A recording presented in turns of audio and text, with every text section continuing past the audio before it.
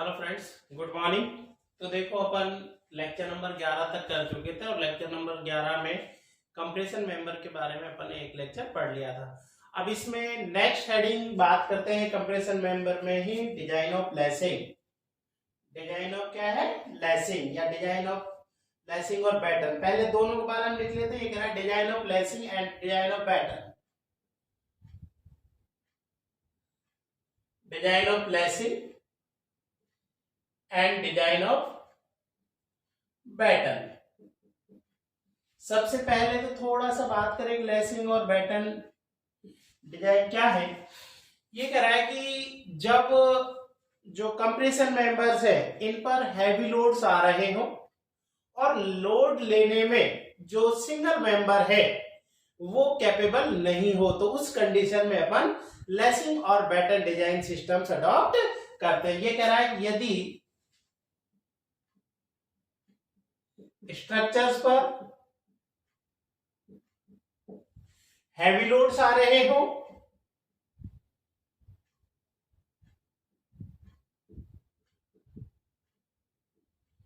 यदि स्ट्रक्चर्स पर क्या रहे हो, हैवी लोड्स आ रहे हो तथा वह इंडिविजुअल स्ट्रक्चर या वो इंडिविजुअल मेंबर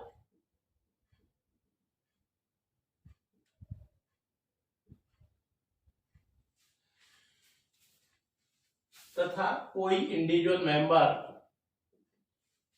उस लोड को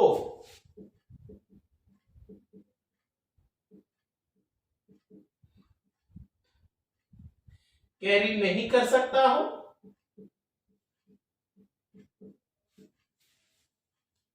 तथा कोई individual compression member, compression load compression member उस लोड को कैरी नहीं कर सकता हो, तो उस कंडीशन में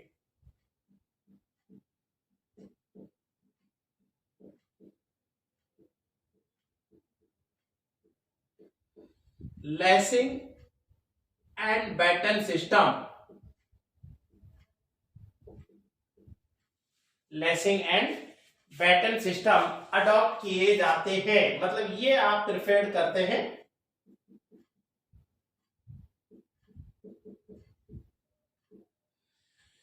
तो पहली बात तो मुझे ये समझ आ गई कि हैवी लोड्स को लेने के लिए आप प्रिफेयर करते हैं। हैवी लोड्स को आप जो है अगर किसी स्ट्रक्चर पर हैवी लोड आ रहा है, इंडिविजुअल मेंबर उस लोड को, उस कंप्रेशन लोड को लेने में सक्षम नहीं है, तो आप डिजाइन ऑफ लेसिंग मतलब लेसिंग और बैटन सिस्टम प्रिफेयर करते हैं।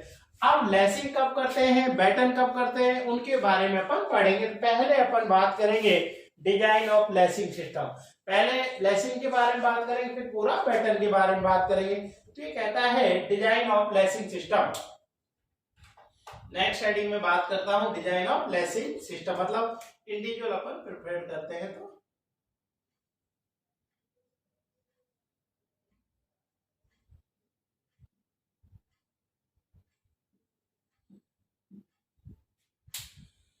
अब ये कहता है कि अब ये तो कंफर्म हो गया भैया हैवी लोड्स आ रहे हो, तो अब हैवी लोड्स में भी अब आप लेसिंग प्रिपेयर करें या बैटन प्रिपेयर करें, तो ये कह रहा है कि जो लेसिंग सिस्टम है वो हैवी लोड्स आ रहे हैं वो तो ठीक है प्रिपेयर, लेकिन कौन सी कंडीशंस में जो है प्रिपेयर करते हैं। तो ये कह रहा है कि लेसिंग सिस्टम जो है वो निम्नलिखित कंडीशन में प्रिपेयर करते हैं, या जब हैवी लोड जो है आ रहा है तो निम्नलिखित कंडीशंस अगर है तो ये अपन लेसिंग से। तो ये कह रहा है कि lacing system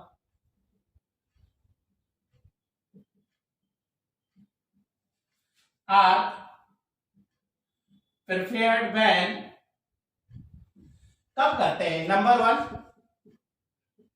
when loads are eccentric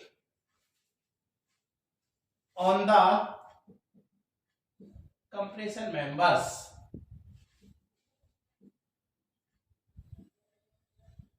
पहली बात तो यह है कि लोड्स आपका कैसा है, इसेंट्रिक अगर आ रहा हो, तो इसका मतलब इसेंट्रिक आ रहा है तो लेसिंग सिस्टम को प्रिपेयर करेंगे, और सेट जो सेंट्रिक आता है तो बैटन वाला प्रिपेयर करते हैं। भाई लेसिंग कब प्रिपेयर करेंगे, बैटन कब प्रिपेयर करेंगे। तो इसने कहा कि अगर लोड्स आपका कैसे आ रहा हो, इसेंट्रिक आ रहा हो, है ना, मतलब आपका अक्ष पर नहीं है, आपका एकेंद्रित लोड है, आपका इसेंट्रिक लोड है आपका, तो आप लेसिंग सिस्टम प्रिपेयर करेंगे। Second, when connected members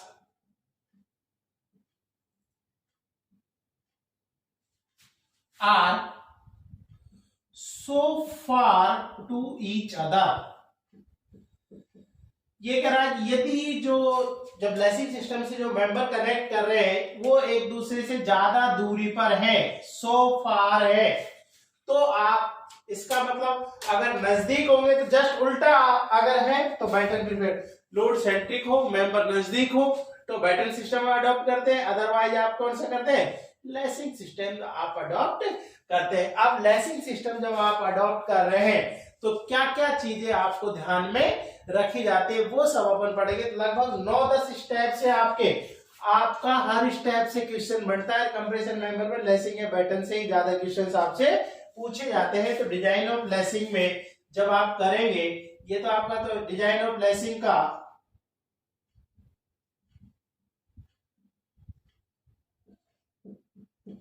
first step जो होता है, सबसे पहले आप क्या करते हैं,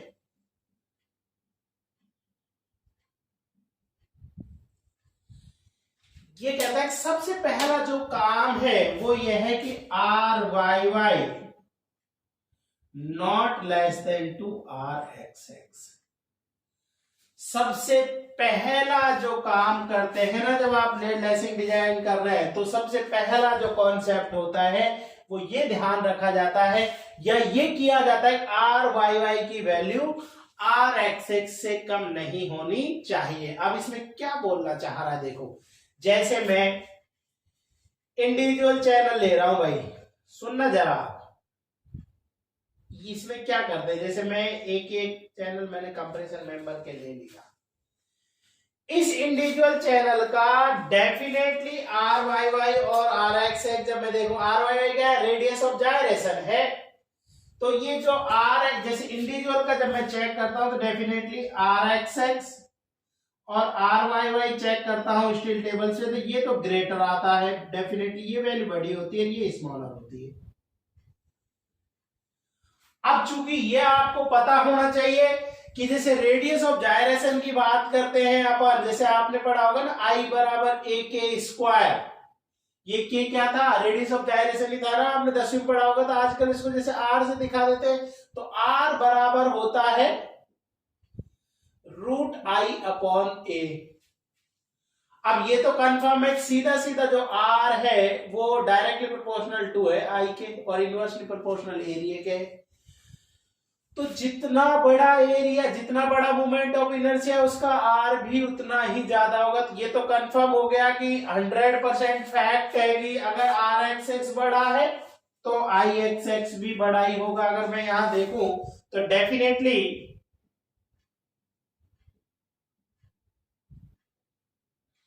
आई एक्स एक्स बड़ा होगा भाई, इसके अनुसार देखेंगे डेफिनेटली आई एक्स एक्स बड़ा होगा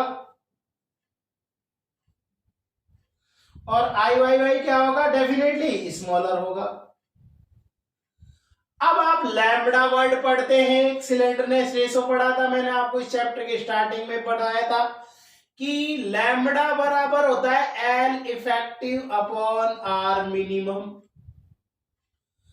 आर मिनिमम किस में से लेते हैं, आर मिनिमम जैसे आप लेते हैं lesser of r x x and r y y. बात को समझना भाई, बहुत इंपॉर्टेंट चीज है। जब कंपटीशन में जैसे आप जाते हैं सब्जेक्टिव का, जब लेसिंग और बैटन सिस्टम डिजाइन करते हैं तो इस चीज को बहुत जरूरी वहां समझने की बात होती है भाई। तो ये कहता है कि आर मिनिमम जो होता है ये वैल्यू होती है दोनों में से छोटी वैल्यू। अब मैं कह रहा हूं कि मान लो मैंने आपसे कहता कि ये वैल्यू तो 20 मान लो और ये मान लो होती है 8 ही, तो आर मिनिमम क्या होता है, इसमें से आर मिनिमम क्या होता है, डेफिनेटली 8 आता। अब जैसे मैं क्या कह रहा हूं कि लैम्बडा जब निकाल रहा हूं तो जितना ज्यादा आर कम होगा लैम्बडा की वैल्यू उतनी ज्यादा बड़ी आती है, ग्रेटर आती है। अब लैम्बडा की वैल्यू ग्रेटर आती है तो ये मैंने इस चैप्टर की स्टार्टिंग बताया था, जितना लैम्बडा ज्यादा होता है सिग्मा एसी उतना ही क्या होता है, कम होता है, स्मॉलर होता है। अब ये कंफर्म है कि P बराबर मुझे पता है कि सिग्मा AC इंटू P बराबर सिग्मा AC इंटू क्या होता है, एरिया होता है। अब आपने देखा कि अगर सिग्मा AC कम आ रहा है तो क्योंकि डायरेक्टली P तो इसी के डायरेक्ट भाई एरिया तो फिक्स होगा ही ना। अब ये इसके तो अपन देखा P अगर ये स्मॉलर है तो P भी स्मॉलर ही आएगा क्योंकि भैया P तो डायरेक्टली इसके। अब आपने देखा कि मैंने कहा कि ये जो RXX 8 था, ये RYY 20 था। अब हो सकता है ये XX 20 जैसे 20 अगर मान लो 20 आता तो ये तो वैल्यू स्मॉलर आती, ये ग्रेटर आती तो लोड बहुत ज्यादा आपका हो जाता।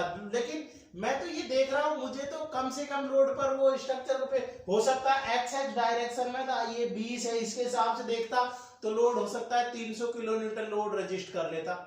लेकिन मेरे को तो मजबूरी में P आई क्योंकि मैं ये देखना चाहूँ भाई RXX XX डायरेक्शन में 300 ले सकता है लेकिन RYY में हो सकता है वो 100 पर ही फेल हो जाए। तो अब स्ट्रक्चर आपको क्या मानना पड़ेगा कि भैया 100 किलो न्यूटन लोड ही ले सकता है। अब आपने देखा XX डायरेक्शन में 300 ले सकता है लेकिन आपको मजबूरी में क्या करना पड़ रहा है, उसको 100 पर ही फेल मानना पड़ रहा है।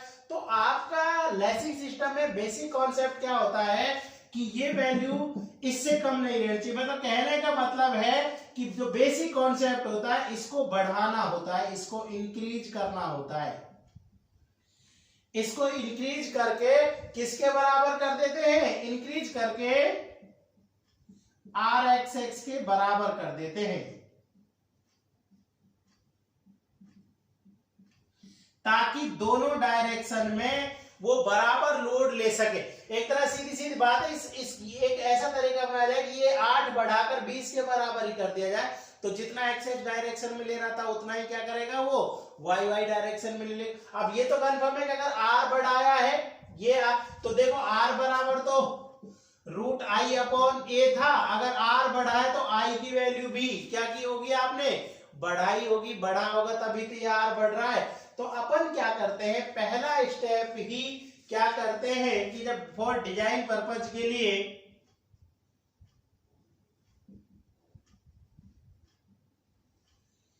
IXX बराबर IYY कर लेता हूं मैं। सबसे पहला जो कॉन्सेप्ट होता है वो IXX बराबर IYY कर देता हूं, मतलब उस मेंबर्स का XX जो है जो IYY है उसको बढ़ाकर IXX के बराबर कर देता हूं। तो जब अपन मेंबर्स को जोड़ते हैं तो बेसिकली जैसे ये अभी मैं भी बिठा रहा हूं तो इनके बीच की जो जैसे दूसरा मेंबर भी जोड़ूंगा तो बीच की स्पेसिंग ऐसे फिक्स की जाती है कि IXX किसके बराबर हो जाए, IYY के बराबर आपका हो जाए। मतलब एक तरह से RXX जो है वो RYY के बराबर हो जाए। तो पहला कॉन्सेप्ट यही होता है। अब सीधी सीधी बात है, देखो जैसे ये इंडिविजुअल जब आप अगर मोमेंट ऑफ इनर्शिया जानते हैं तो ये इस मेंबर का वो रहा होगा, ये वहां से CG जो है ये यहां गया आपका, तो ये एक तरह से XX CXX हो गया, ये डिस्टेंस होती है सेंटर और CYY। तो अब इनको जब वो करेंगे तो ये जो है देखो ये वाली तो बिल्कुल अभी भी यही रहती है लेकिन ये वाली जो इनकी ये बीच में कहीं यहाँ आ जाती है।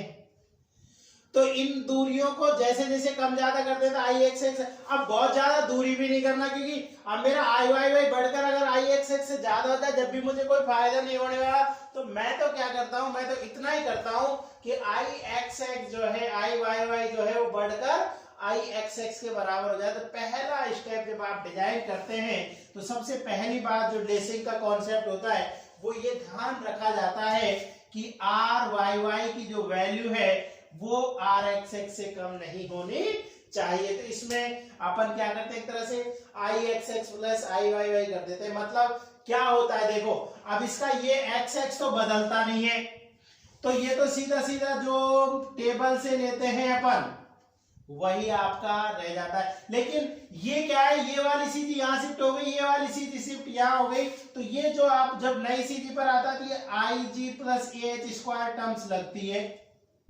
अब ये IG यहां ये IG ये XX वाला था, ये IGYY वाला है, तो IG प्लस A। अब H क्या होता है, H ये होता है जहां निकाल रहे और पहले के बीच की दूरी ये H है, तो क्या होता है, ये जो स्पेसिंग है ये एस होती है। देखो जब आपने अगर किया होगा तो ये एच किसके बराबर हो जाता है आपका, C Y Y plus S by 2 का स्क्वायर। इसमें सारी टर्म्स होती है, यहाँ एस निकल कर आ जाता है। मतलब क्या निकल के आ जाता है कि भैया स्पेसिंग कितनी रखूं, दोनों मेंबर्स को एक दूसरे से कितना सेट करूं, कितनी दूरी पर सेट करूं कि दोनों के मोमेंट ऑफ इनर्शिया क्या हो जाए, बराबर हो जाए। दोनों मोमेंट ऑफ इनर्शिया बराबर हो जाएंगे तो दोनों के जो मिनिमम रेडियस ऑफ जायरेशन है एक्स एक्स और वाई वाई डायरेक्शन में वो मेरी इक्वल हो जाते। तो पहला जो मेरा बेसिक कॉन्सेप्ट होता है डिजाइन ऑफ लेसिंग में वो ये होता है कि आर वाई वाई की वैल्यू जो है आर एक्स एक्स से कम नहीं होनी चाहिए। मतलब इसको कैसे करते हैं, मतलब आई एक्स एक्स बराबर आई वाई वाई कर देते हैं। जब इसमें रखते हैं तो यहां से एस निकाल लेते हैं, स्पेसिंग बिटवीन मेंबर्स निकाल लेते हैं। ये हालांकि आप लोगों के यहां ये ऑब्जेक्टिव में ज्यादा काम का नहीं है, बस आपको कॉन्सेप्ट पता होना चाहिए। लेकिन कि भैया कितनी दूरी पर एक दूसरे से मैं रखूं कि मेंबर्स जो है आपका डेफिनेटली जो moment of inertia x x और वाई वाई डायरेक्शन वो मेरे बराबर हो जाए। तो ये कॉन्सेप्ट आपका पहला होता है डिजाइन ऑफ लेसिंग में। जब आप सब्जेक्टिव एसएससी वगैरह में देते हैं तो पहली ये चीज आपको वहां देखने को मिलती है, सबसे पहले ये करते हैं तो आपको समझ आ जाना चाहिए ये काम अपन क्यों करते हैं। स्टेप नंबर फर्स्ट मेरा यहाँ पर कंप्लीट हो जाता है, ठीक है ना। सेकेंड स्टेप में अपन क्या करते हैं, आई थिंक ये बात मेरी समझ आ गई होगी आपको।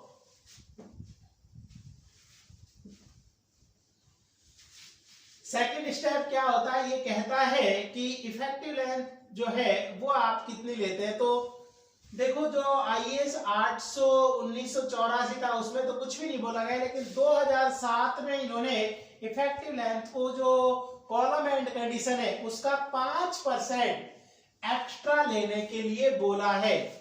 456 आईएएस 800 1984 में तो कोई बात नहीं की गई कोड में, लेकिन नया कोड जो 2000 है उसमें ये बोला गया है कि इफेक्टिव लेंथ जो है कॉलम के एंड कंडीशन से 5% आपकी एक्स्ट्रा बढ़ जाती है या ज्यादा लेनी चाहिए। तो step second, according to IAS 800 2007 में यही लिखवा देता हूं भाई। 1984 में कुछ नहीं बोला गया है, मैं दोनों कोडों में जो इंपॉर्टेंट चीज है वो साथ साथ लिखवाते चल रहा हूं आप लोगों को ना। IAS 800 2007 the effective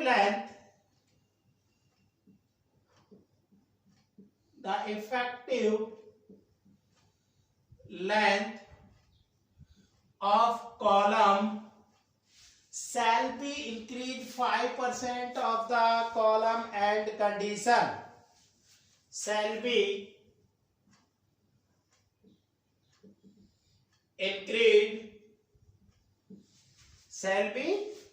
increased 5% of the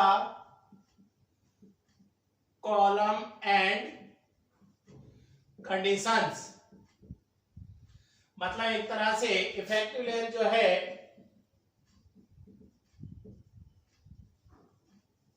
वो ली जाएगी 1.05 5% होगी ना of the length of column and conditions. मतलब जो कॉलम एंड कंडीशंस की जो लेंथ निकल कर आ रही है उसका 5% अपन एक्स्ट्रा लेकर चल लेते हैं, अब 5% अपन एक्स्ट्रा लेते हैं। तो ये मेरा स्टेप नंबर सेकंड हो गया। Step third,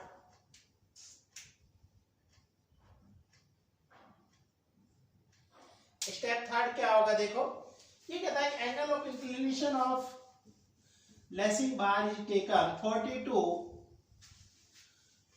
70 degree. ये कह रहा था angle of inclination of lacing bar,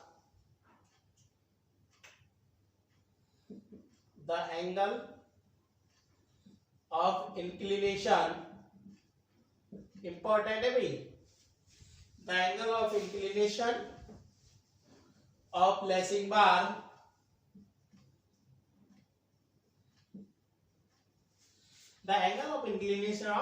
bar shall be taken 40 degree to 70 degree. ये कह रहा है कि जो लेसिंग बार का एंगल ऑफ इंक्लिनेशन है वो 40 डिग्री से 70 डिग्री के बीच में लिया जाता है। मतलब ये आपसे कहना चाह रहा है कि ये जो है ना, मान लो मैं मेंबर है, इनके साथ जो लेसिंग लगाई है मैंने,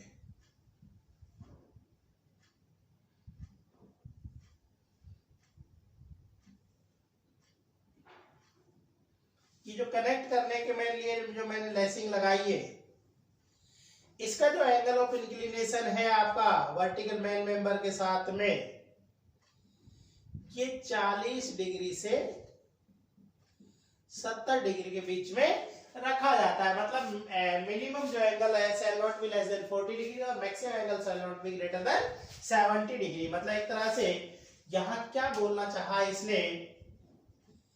इसने बोलना चाहा है minimum angle shall not less than 40 degree. वो कह रहा कितने डिग्री से कम नहीं होना चाहिए, 40 डिग्री से। Maximum angle should not greater than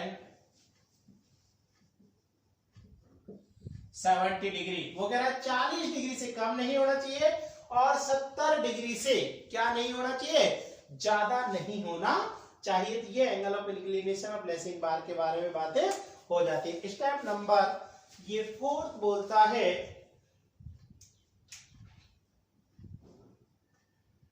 step number 4 ये क्या कहता है भैया आपसे, स्टेप नंबर 4 में कहता है कि minimum width of lacing bar अपन कितना लेकर चलते हैं। नेक्स्ट स्टेप बात करता है minimum width of lacing bar. Minimum width of lacing bar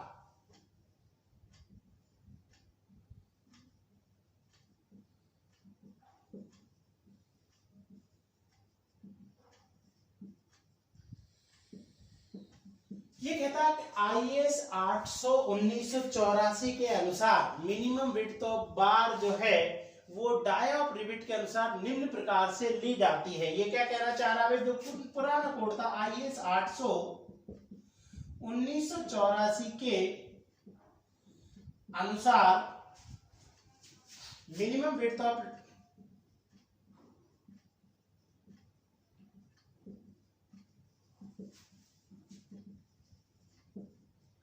ये जो लेसिंग की बार की जो ये विड्थ है, पट्टी की चौड़ाई एक तरह से मिनिमम विड्थ ऑफ लेसिंग बार निम्न मिनिमम विड्थ ऑफ उपयोग में लाई जाने वाली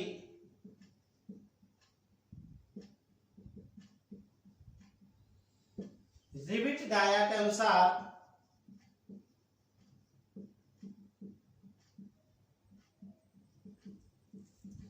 निम्न प्रकार से ली जाती है। कैसे लेते हैं,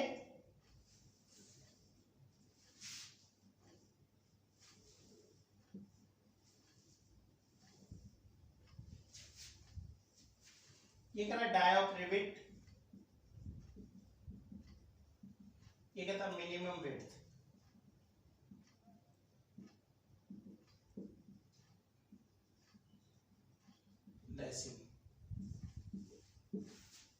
ये कह रहा 16 mm के लिए 18 mm, 20 mm और 22 mm की अगर तो ये कह रहा 16 mm की अगर रिवेट लिए तो minimum width of lacing bar है वो 50 mm लेंगे। 18 के लिए तो 55 mm लेंगे, 20 के लिए तो 60 mm लेंगे और 22 के लिए तो 65 mm अपन लेकर चलने वाले हैं। तो सीधी सीधी बात है यार, 16 18 20 22 5 mm ज्यादा 5 बढ़ते जा रहे, 16 के लिए 50, 18 के लिए मतलब मोटा मोटा 3 गुणा है, 16 3 48 50 हो गया, 18 3 54 55, 20 3 60 और 22 3 66 तो 65, तो 50 55 60 और 65 mm अपन लेकर चलते हैं minimum width of lacing bar. अब ये कहता है कि IS 800 के अनुसार 2007 के अनुसार सीधा ही बोला है 3 टाइम्स लेते हैं डाई ऑफ रिवेट के 3 टाइम्स लेते हैं तो सीधा सीधा अपन यहाँ नॉट डाल के एक तरह से लिखना चाहे तो लिख सकते हैं कि IS 800 2000 के अनुसार, 2007 के अनुसार, IS 800 2007 के अनुसार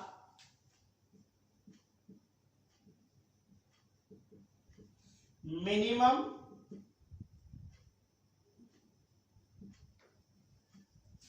width of lacing bar rivet dia, जो रिविट डाया उपयोग में लाया जाए, रिविट डाया के 3 टाइम्स ली जाती है। वैसे मोटा मोटा तो ये भी 3 टाइम्स ही है लगभग, लेकिन इसमें क्लियर मेंशन कर दिया कि जो मिनिमम डाया है उसके 3 टाइम्स अपन लेते हैं। तो सीधा वहां भी देखोगे वो कह रहा है 16 है तो 48 लेंगे भाई, 18 54 ले लेंगे, और 20 है तो 60 ले लेंगे, 22 है तो आपका 66 है, मतलब 3 टाइम्स अपन लेकर चलते हैं। तो ये मेरी बात हो गई कि minimum width of lacing bar अपन कैसे लेकर चलते हैं। अब स्टेप नंबर 5 ये आपसे कहता है कि डाया ऑफ रिविट्स आप कैसे यूज करते हैं। स्टेप नंबर 5 में अपन क्या देखेंगे कि यार जो डाया ऑफ रिविट है लेसिंग सिस्टम में वो किस तरह से यूज करते हैं, मतलब कितने mm की डाया ऑफ रिविट्स आप उपयोग में लाते हैं। तो मिनिमम डाया ऑफ रिविट एक तरह से स्टेप इसी 4 में रहने दे इसको। अगर आप minimum dia of rivet, minimum dia of rivet in lacing system, ये कह रहा है लेसिंग सिस्टम में मिनिमम डाया ऑफ रिविट कितना लेकर चलते हैं। तो मिनिमम डाया ऑफ रिविट अपन कैसे लेके चलते हैं ये इन्होंने आपको बोला।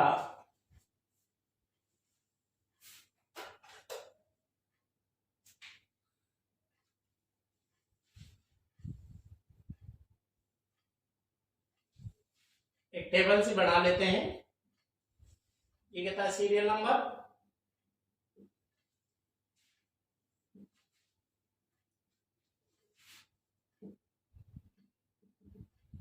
मिनिमम डाया ऑफ रिविट,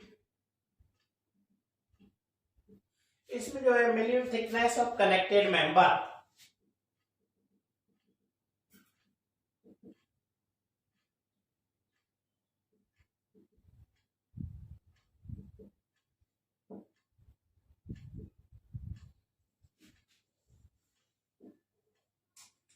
पहला ये कहता है up to 10 mm, up to 10 mm मतलब 10 mm तक है। तो कह रहा है कि dia minimum dia of rivet 16 mm लेंगे। कितने mm लेते हैं, अगर 10 mm है तो कितना लेंगे भाई 16 mm। नेक्स्ट ये कहता है above 10 mm and up to 16 mm, मतलब जो प्लेट है लेसिंग प्लेट है 10 mm ज्यादा 16 mm तक है तो 20 mm लेंगे,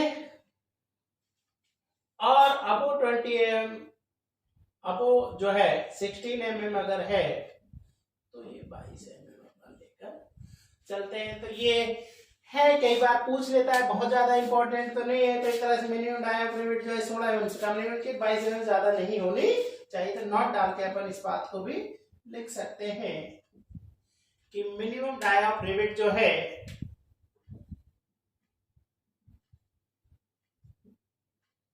minimum dia of rivet 16 mm से कम नहीं होनी चाहिए, 16 mm से कम नहीं होनी चाहिए, ये कम नहीं होती है, तथा 22 mm से अधिक नहीं होनी चाहिए।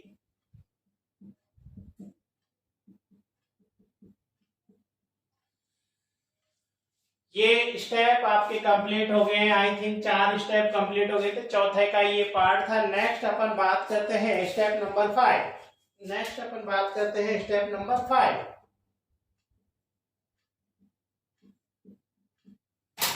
स्टेप 5 में कहता है कि minimum thickness of lacing bar, minimum thickness of lacing bar अपन कितना लेंगे, तो ये कह रहा है minimum thickness of lacing bar. Lacing bar है कौन सा, ये तो है जो कनेक्ट कर रहे हैं भाई, मेन मेंबर्स को कनेक्ट कर रहे हैं, ये तो है लेसिंग बार। ये कह रहा है मिनिमम थिकनेस ऑफ लेसिंग बार, कि भाई लेसिंग बार की मिनिमम थिकनेस क्या लेते हैं, कैसे लेते हैं। ये कहता है for single lacing system, for single lacing system, मतलब एक साइड में लेसिंग लग रही है ऐसी, सिंगल लेसिंग ये वाला है आपका, डबल में बताऊंगा फॉर सिंगल है। ये कहता है टी थिकनेस जो है not less then 2 LE effective upon 4T। L effective क्या है वो भी अभी अगर बात करेंगे तो एक तरह से या इसको ऐसे बोल लो, या अपन इसको क्या बोल सकते हैं कि T greater than L upon जो है, टी जो है ये ग्रेटर देन होना चाहिए एल इफेक्टिव अपॉन 4T। बात तो एक ही है भाई, मैं कह दूं टी नॉट लेस देन, या मैं कह दूं कि टी इससे ज्यादा होनी चाहिए, तो एक ही बात तो है। तो ये हो गया सिंगल लेसिंग सिस्टम के लिए। नेक्स्ट कहता है for double lacing system, for double lacing system, ये कह रहा है डबल लेसिंग सिस्टम के लिए अगर मैं बोलूं तो ये कहता है T not less then L effective upon 60। कितने से कम नहीं होना चाहिए भाई, एल इफेक्टिव अपॉन 60 से कम नहीं होना चाहिए। या मैं क्या कह दूं, या मैं कह दूं टी ग्रेटर देन, अरे बात तो एक ही है, मैं कहूं कोई वैल्यू 40 से कम नहीं होनी चाहिए, या मैं कहूं कोई वैल्यू 40 से ज्यादा होनी चाहिए, बात तो एक है। मैं कहूं तेरे पास 10 रुपए से कम नहीं होनी चाहिए, तो तेरे पास 10 रुपए से कम नहीं होनी चाहिए, अब मान लो तेरे पास 15 है, तो सही तो है 10 रुपए से। या मैं कहूं तेरे पास यार 15 रुपए से 10 रुपए से ज्यादा होना चाहिए, दोनों का मतलब एक ही हो गया। मान लो कोई यूं कहे कि यार मेरी जेब में बताओ कितने पैसे हो सकते हैं, अब तुम अनुमान लगा रहे हो, तुम उसको कहो यार तेरी जेब में 100% 10 रुपए से कम नहीं है, मान लो स्कीम 15 है, तो आपकी बात सही तो है।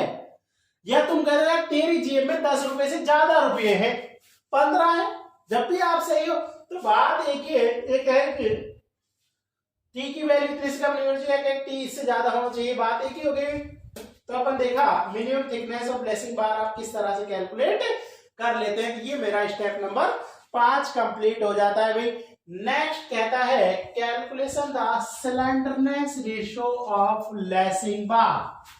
नेक्स्ट हेडिंग क्या है भाई, calculation the slenderness ratio of lacing bar. तो slenderness ratio of lacing bar अपन कैसे कैलकुलेट करते हैं,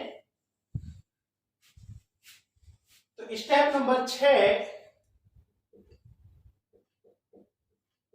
calculation the slenderness ratio of lacing बार।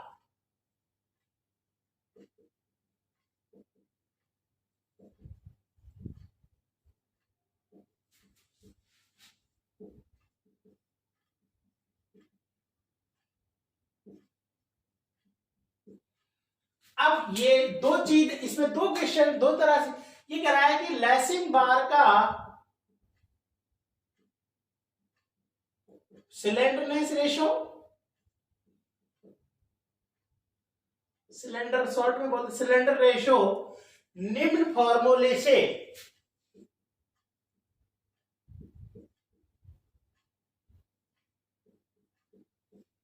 ज्ञात किया जाता है। एक तो फॉर्मूला कौन सा होगा, और IS 800 1984 के अनुसार या 2007 में देख रहे के अनुसार लेसिंग बार का स्लेंडरनेस रेशियो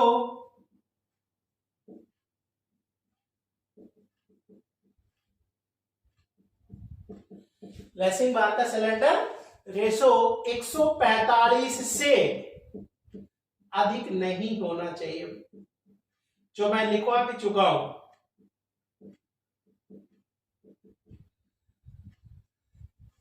तो सबसे पहले तो स्लेंडरनेस रेशियो निकाला कैसे, देखो मैंने देखा था एल इफेक्टिव लैम्बडा देखता था मैं, अगर आप देखें तो लैम्बडा बराबर होता है l effective upon r minimum, यही तो बात है भाई। अब आपने देखा कि देखो एल इफेक्टिव आर क्या होता है, रूट आई अपॉन ए होता है भाई। अब देखो एल ई आई, जैसे आपका प्लेट ले रहे हैं लेसिंग के लिए, तो आई क्या होता है बी टी क्यू अपॉन 12, मतलब बी विड्थ और टी थिकनेस की प्लेट ली। ए क्या होता है बी इंटू टी, भाई b width of plate, d की जगह मैं टी ले रहा हूं thickness of plate, b width की टी थिकनेस की है, लेसिंग प्लेट ली मैंने, बी से बी कट गई, एक टी से क्या स्क्वायर बच गया, क्या हुआ देखो क्या बचा, लैम्बडा बराबर एली, ये रूट 12 ऊपर चला है, रूट 12 अपॉन अंडर रूट में नीचे टी स्क्वायर बचेगा, तो टी स्क्वायर का अंडर रूट निकाल दूंगा तो क्या बच जाएगा, केवल टी बच जाएगा। तो एली रूट 12 अपॉन टी से निकालते हैं। अब ये जो वैल्यू है ये कितने से ज्यादा नहीं होना चाहिए, should not greater than to 145, sorry 145 से ज्यादा ये नहीं आनी चाहिए। तो भाई दो क्वेश्चन बन रहे हैं यहाँ पर, कितने क्वेश्चन बन रहे हैं, दो क्वेश्चन बन रहे हैं। दो क्वेश्चन कैसे बन रहे हैं, पहला तो ये सिलेंडरनेस रेशो कौन से फॉर्मूले से ज्ञात किया जाता है, एल रूट 12 अपॉन टी। दूसरा ये है कि इसकी मैक्सिमम जो वैल्यू है वो कितने से ज्यादा नहीं होनी चाहिए, तो मैंने कह दिया 145 से ज्यादा नहीं होनी चाहिए। अब तीसरा क्वेश्चन और यहां पर बन जाता है, नॉट डाल के जब आप लिखोगे क्या बन जाता है, मान लो आपसे कहे कि कोई एक लेसिंग बार है वो आपका फेल हो रही है, किसमें, आपका सिलेंडरनेस रेशो में। तो अब क्या करोगे, मान लो ये प्लेट है, ये लेसिंग प्लेट है, ये फिर वो कह रहा है क्या करूं, इंक्रीजिंग विड्थ बढ़ाऊं या थिकनेस बढ़ाऊं या दोनों। तो फॉर्मूले में देखो आप देखो इसको, विड्थ का कहीं कोई कॉन्सेप्ट नहीं, विड्थ कितनी भी बढ़ा लो कोई फर्क नहीं पड़े, लेकिन टी बढ़ाओगे तो ये वैल्यू मान लो 150 आ गई थी, इस पे तो जैसे टी बढ़ा जाओगे लैम्बडा कम होता चला जाएगा। तो आप देख रहे हो कि थिकनेस ऑफ लेसिंग प्लेट बढ़ाकर आप उसे सेव कर सकते हैं। तो क्वेश्चन बढ़ गया आपका, यदि कोई लेसिंग प्लेट, यदि कोई lacing plate maximum cylinder ratio में फेल हो रही हो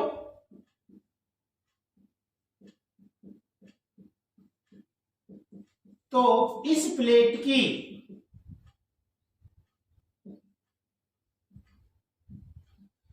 थिकनेस को बढ़ाकर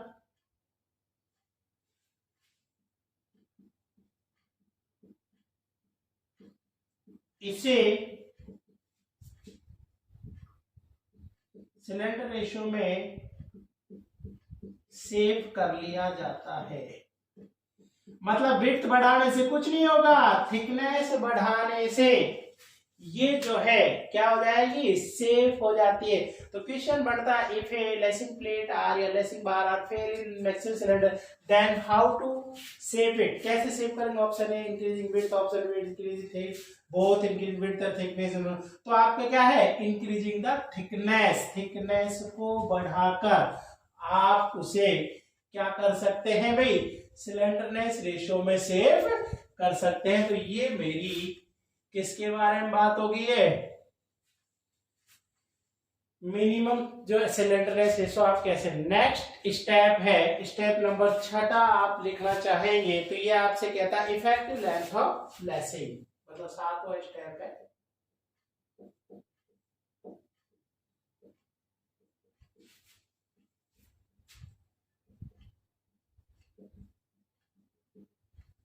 effective length of lacing bar. तो इफेक्टिव लेंथ अपन कैसे लेंगे, देखो आईएएस कोड में आपको बता रखा है, एक टेबल से बढ़ा देता हूं मैं। ये आपसे कहता है serial number, types of lacing,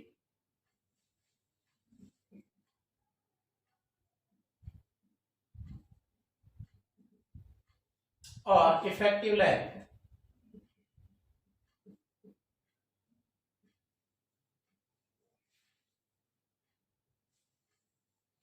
पहला ये कहता है सिंगल लेसिंग में क्या होगा, फिर ये आपसे कहता है डबल लेसिंग में क्या होगा, फिर ये आपसे कहता है अगर वेल्डेड है तो आपका क्या होने वाला है। तो पहले इसने बात की आपसे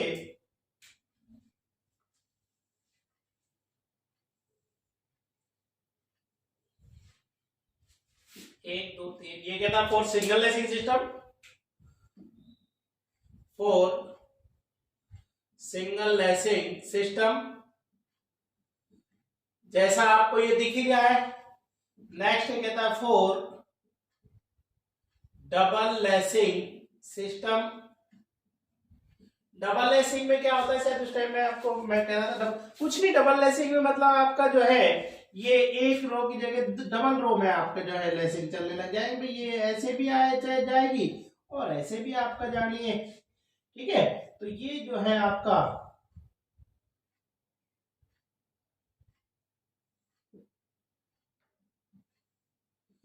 इस तरह से जो आपकी दिखेगी वो डबल लेसिंग सिस्टम हो जाएगी, ठीक है ना। तो जो अभी एक तरफ जिसमें तो फॉर डबल लेसिंग सिस्टम, और थर्ड है फॉर वेल्डेड लेसिंग सिस्टम। कौन सा आपका, सिंगल लेसिंग सिस्टम में भी riveted connection, double lacing system में भी रिविटेड कनेक्शन, मतलब सिंगल और डबल में रिविटेड कनेक्शन। और next for welded connection. Welded में इसका मतलब सिंगल और डबल दोनों, फॉर वेल्डेड कनेक्शन। केवल इसने कहा वेल्डेड, तो इसका मतलब दोनों एक ही साथ है, single and double lacing system, मतलब चाहे सिंगल हो चाहे डबल हो। तो ये कहता है एल इफेक्टिव बराबर, एल इफेक्टिव बराबर एल लेते हैं, इसमें एल इफेक्टिव बराबर 0.7 एल लेते हैं, इसमें एल इफेक्टिव बराबर 0.7 एल आपका लेते हैं। अब ये जो एल है वो क्या है आपका, मैंने बुक में तो यहां इसके आगे लिख दिया था एल इफेक्टिव बराबर ये एल क्या होता है। तो एल क्या है यहां पर, ये कह रहा है for riveted connection, for riveted connection,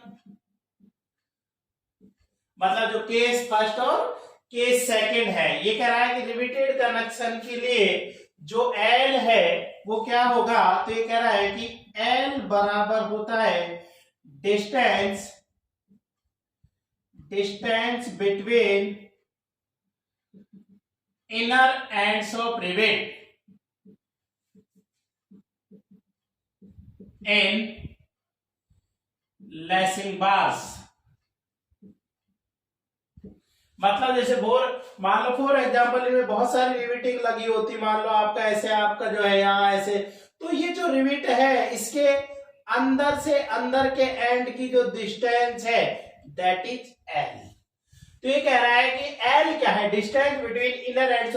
तो आपको एल इफेक्टिव बराबर ऐसे भी दिख सकता है, या वो कहता है एल इफेक्टिव बराबर क्या है, distance between inner ends of rivets आपका। इफेक्टिव लेंथ ऐसे भी दिख सकती है, या वो कहता है इफेक्टिव लेंथ सिंगल लेसिंग के लिए क्या होगा भाई, एल के बराबर distance between inner ends of rivets के बराबर आपका होना है। तो मैंने देखा कि जो आपका वेल्डेड रिविटेड उसमें ये हो गया। अब मैं देखना चाह रहा हूं वेल्डेड में क्या होगा। तो वेल्डेड में भी क्या है आपका, ये कहता है कि for welded connection, for welded connection L क्या है। अब इसमें इनर एंड्स ऑफ रिविट के बीच की डिस्टेंस थी, इसमें ये कहता है distance between inner ends of effective length of weld. तो ये क्या है, distance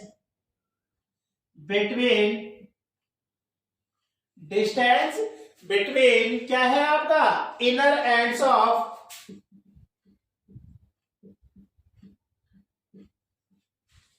effective length of weld, effective length of weld at ends. हालांकि ये वाले टर्म्स की आपको ज्यादा जरूरत पड़ती नहीं, बेसिकली तो आपका बेसिक तो यहीं से कंप्लीट हो जाता है, यहीं से कि भैया सिंगल लेसिंग एल इफेक्टिव बराबर एल होता है, डबल के लिए एल इफेक्टिव 0.7 एल होता है, और वेल्डेड के लिए इफेक्टिव पॉइंट, तो 0.7 एल या एल ध्यान रखना। बेसिकली वो है कि भाई एल क्या मानते हैं इसमें, तो एल आपका क्या है रिवेटेड में, तो इनर एंड मान लो बहुत सारे रिवेट लग रहे तो उनके अंदर वाले जो रिवेट है वो बीच की डिस्टेंस है, और इसमें इनर एंड्स ऑफ वेल्ड है उसकी बीच की डिस्टेंस हो गई। तो मैंने इफेक्टिव लेंथ ऑफ वेल्ड आपका यहाँ पर पढ़ लिया, तो स्टेप नंबर 7 भी आपका कंप्लीट हो जाता है। नेक्स्ट बात करता हूं मैं स्टेप नंबर 8 की। स्टेप नंबर 8 में ये कहता है कि मुझे ये बताइए कि मैक्सिमम स्पेसिंग ऑफ जो लेसिंग बार है उनके बीच में आप कितना ले सकते हैं ज्यादा से ज्यादा। तो स्पेसिंग जो स्टेप 8 है वो आपसे क्या कहना चाह रहा है, स्टेप 8 ये कह रहा है मैक्सिमम स्पेसिंग बिटवीन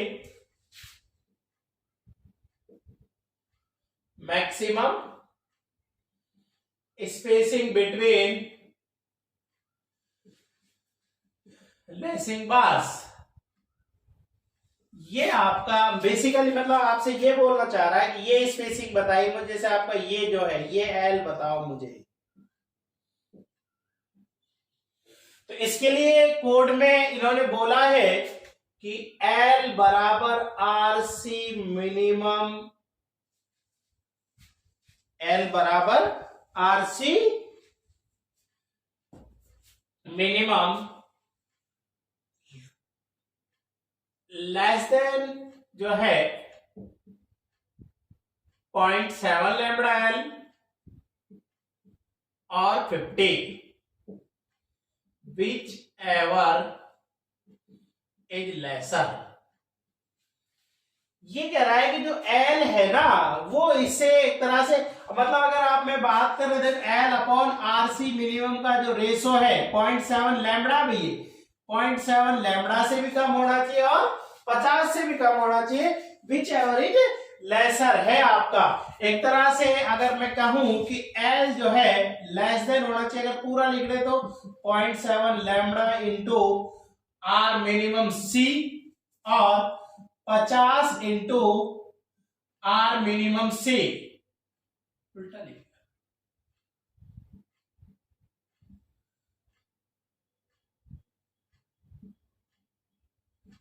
ये आर मिनिमम सी क्या है यहां पर, वेयर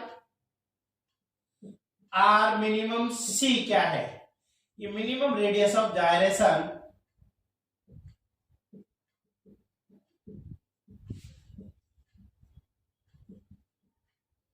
ऑफ इंडिविजुअल सेक्शन।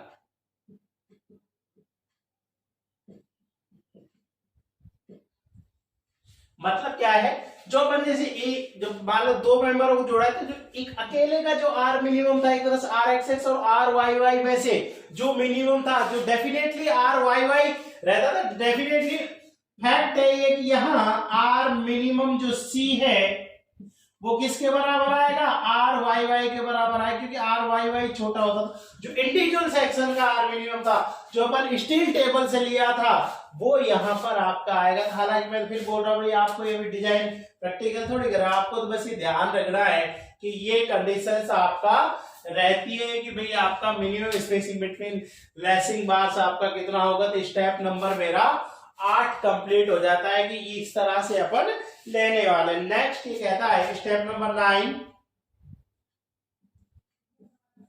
ये कहता है every lacing bar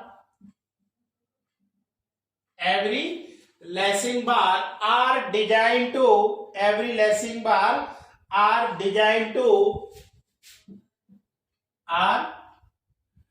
designed to resist a transverse shear force, is equal to 2.5% of the axial load on the column। क्या कहना चाह रहा है कि प्रत्येक जो लेसिंग बार है वो 2.5% of the axial load of column के लिए डिजाइन की जाती है। मतलब आपका देखो ये तो इसके ऊपर जैसे जो फोर्स होते हैं, एक तो इसकी डायरेक्शन हो गई तो होगा लॉन्गिट्यूडिनल फोर्स। अब आप लोगों ने डिप्लोमा में या बीटेक पढ़ा होगा तो मजा आ रहा होगा, नहीं फिर ये होता है ट्रांसवर्स शियर फोर्स।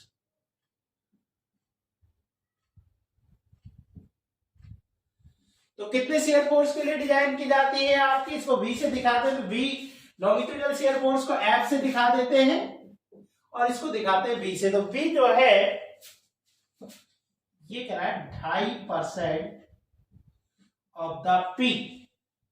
अब परसेंट हटाएंगे तो V बराबर 2.5%, हटाएंगे तो 100 इंटू P। ये आपसे पूछ लेता है कई बार। P मैंने बता दिया एक्सियल फोर्स ऑन कॉलम की, कॉलम के ऊपर कितना एक्सियल फोर्स आ रहा है उतने के लिए डिजाइन की जाती है। तो मैंने यहाँ पर देख लिया प्रत्येक लेसिंग बार जो है ये 2.5% ऑफ द एक्सियल फोर्स के लिए डिजाइन की जाती है। ये मेरा स्टेप नंबर क्या हो गया अभी 9 आपका हो गया है, ठीक है ना।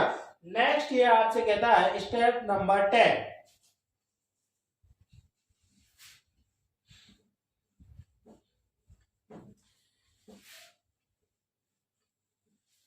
बहुत इंपॉर्टेंट है भाई, मैं फिर बोल रहा हूं ये आपसे क्वेश्चन हर लाइन से क्वेश्चन बढ़ता है। स्टेप नंबर 10 में ये आपसे क्या कहता है, step number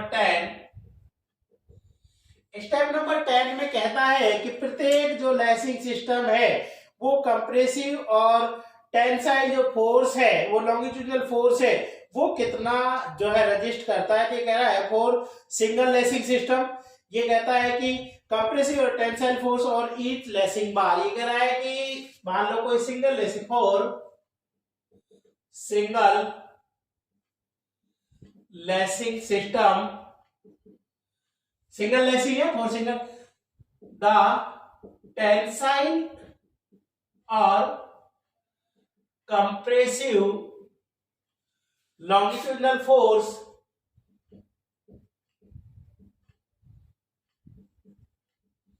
on each lacing bar. ये कह रहा है कि जो लॉन्गिट्यूडिनल फोर्स है ये कितना होता है प्रत्येक लेसिंग बार पर, सिंगल लेसिंग। तो ये कह रहा है F बराबर B अपॉन 2 साइन थीटा के बराबर आपका होता है। V मैंने देख ही लिया, B मेरा ट्रांसवर्स शियर फोर्स था,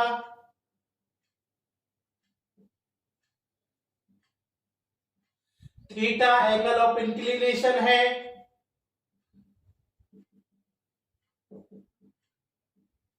ऑफ लेसिंग बार। तो ये मेरा स्टेप नंबर क्या हो गया अभी 10 मेरा कंप्लीट हो गया। नेक्स्ट कहता है स्टेप नंबर 11। नेक्स्ट क्या कहता है स्टेप नंबर 11। अब सिंगल की देखिए for double lacing system, for double lacing system that the tensile or compressive longitudinal force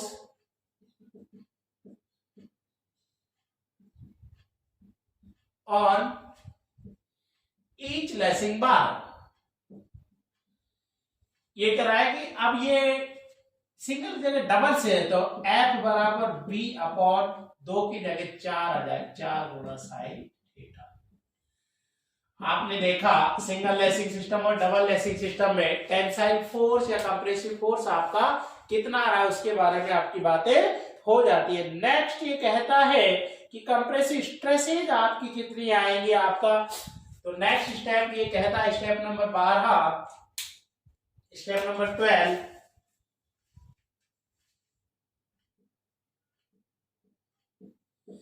ये कहता है compressive stress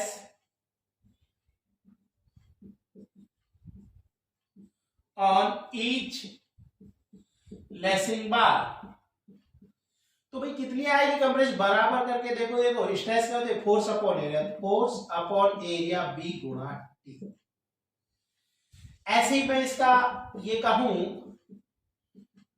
tensile stress on each lacing bar, ये क्या करो F upon B minus ND into T। बात को समझिए। देखो कंप्रेसिव स्ट्रेस ग्रॉस एरिया पर होती थी, तो मैंने यहाँ देखो ग्रॉस एरिया लिया है, ग्रॉस एरिया लिया है उसका लेसिंग का, ग्रॉस एरिया लिया है मैंने, ये आपको ये होती थी नेट एरिया पर टेंशन, तो यहाँ देखो नेट एरिया लिया है आपने।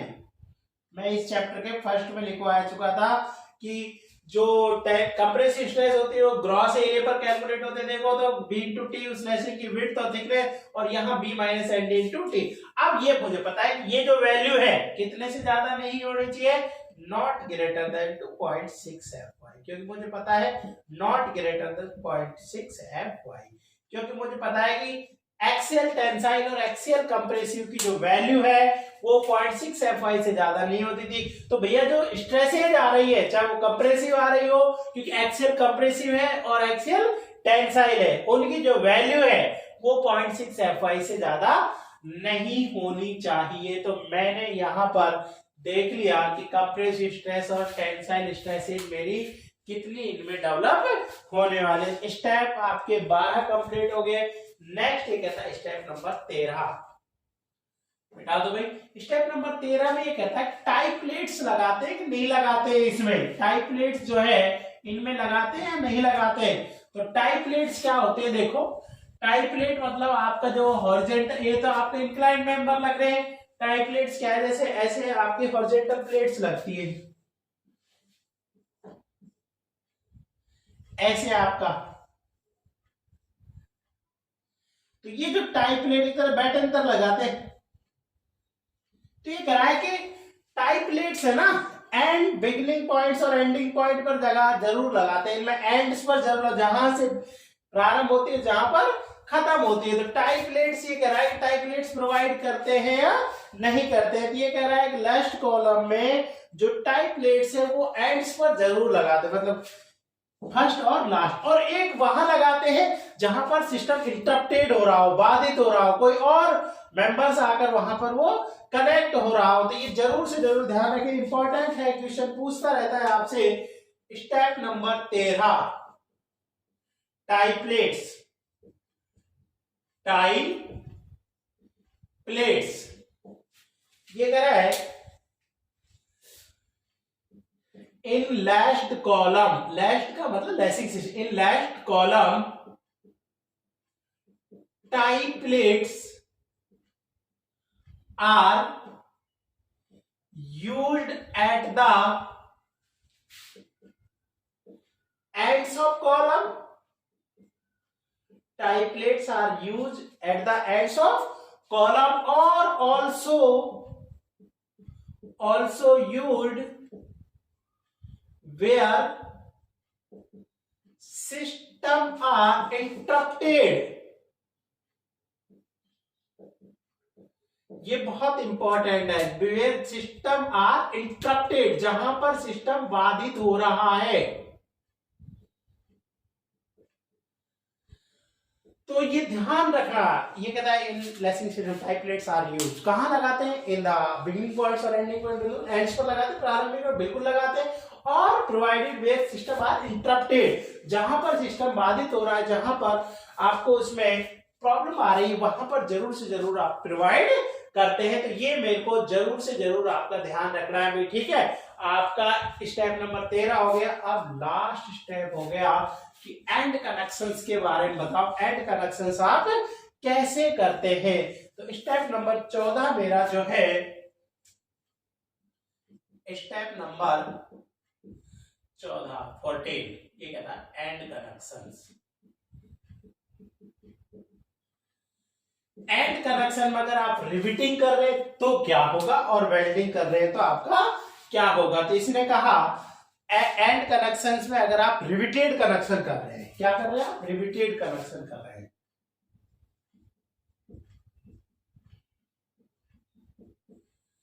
रिविटेड कनेक्शन में भी मेथड ऑफ रिविटिंग आपकी दो तरह की हो सकती है। कौन कौन सी हो सकती है आपको मैं जो है यहां थोड़ा सा बता देता हूं भाई। मान लो आपसे कहे कि रिविट आप ऐसे लगा रहे हैं, मान लो आपका ये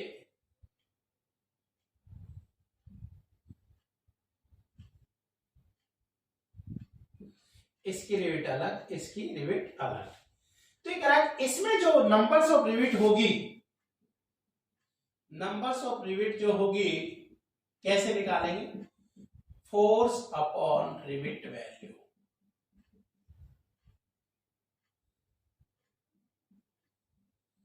फोर्स अपॉन रिविट वैल्यू। तो इसमें नंबर्स ऑफ रिविट ऐसे निकाल लेंगे। केस फर्स्ट हो गया एक तरह से।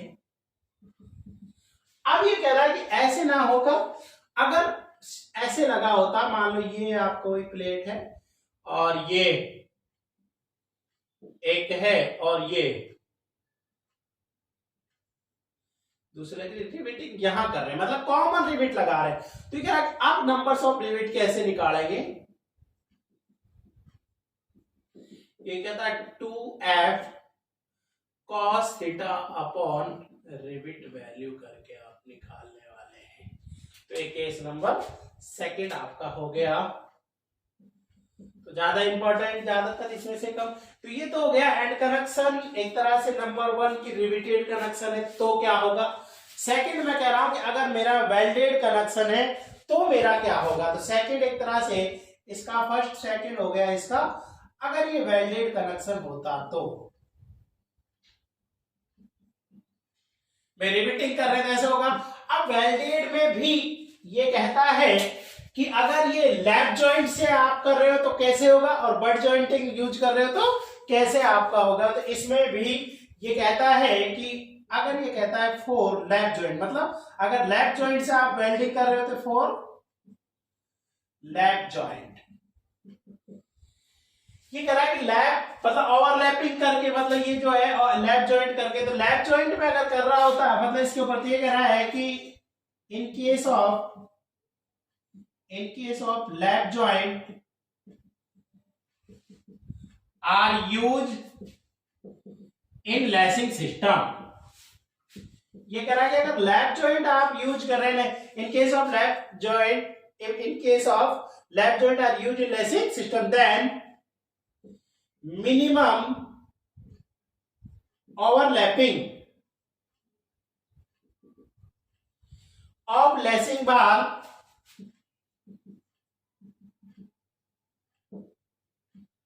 on the member should not less than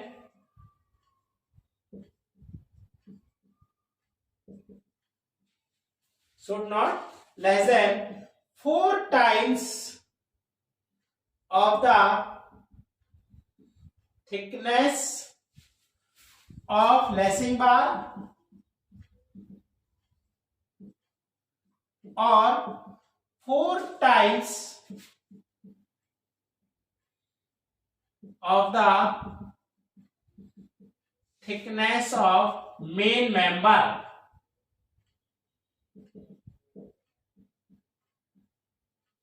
Whichever is greater.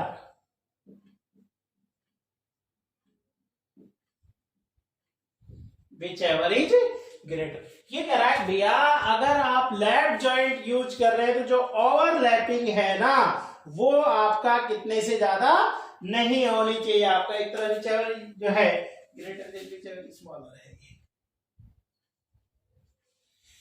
जो लैप जॉइंट है वो आपका 40 इंटू थिकनेस ऑफ लैसिंग बार या 40 into thickness of main member जो है, इनमें से दोनों कम होगी, कम से कम उतना अपन लेकर चलने वाले हैं भाई। ठीक है ना। सेकंड ये कहता है फॉर बट जॉइंट। ये कह रहा है अगर बट जॉइंट होता मेरा, ये कह रहा है अगर बट जॉइंट यूज कर रहे हैं तो फुल पेनिट्रेशन बट जॉइंट आप यूज करते। ये कहता है if butt joint are used then full penetration, एक तो था हाफ पेनिट्रेशन, पार्शियल पेनिट्रेशन था, full penetration butt weld are used. ये कह रहा है अगर बट वेल्ड आप यूज करते तो फुल पेनिट्रेशन वाला जो बट वेल्ड है वो आप यूज करते। एक पार्शियल पेनिट्रेशन का था, एक फुल पेनिट्रेशन का था। तो भाई देखिए जो लैसिंग सिस्टम थे उसके 14 के 14 जो 14 स्टेप्स थे वो मैंने आपको यहाँ कंप्लीट करा दे। सारे स्टेप्स में से आपकी क्वेश्चन पूछता है, वो कोई भी स्टेप से ये लगा लो, हर स्टेप से आपका क्वेश्चन बनता है। तो ठीक है, लेसन सिस्टम आपका कंप्लीट हो गया। नेक्स्ट लेक्चर में अपन जो है बैटल सिस्टम कंप्लीट करेंगे। ठीक है, आज के लिए इस लेक्चर में इतना ही। Thank you.